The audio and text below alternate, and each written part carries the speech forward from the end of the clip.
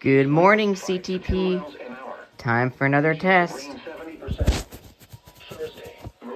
There we go, with the clean camera, too.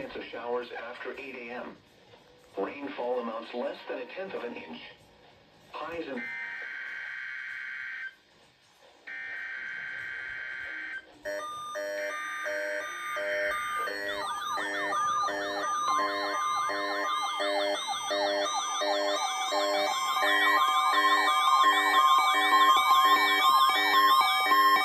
This is the National Weather Service Office in State College, Pennsylvania. The tones you just heard were a test of this specific area message encoding and tone alert systems. During dangerous weather events, NOAA weather radio receivers can be activated by these systems. A message with information about a watch or warning would follow.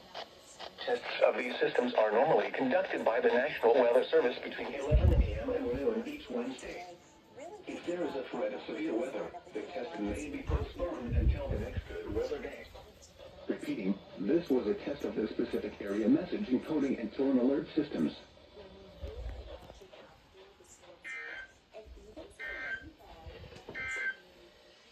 Here is the latest National Weather Service. Alright, thank you very much, CTP.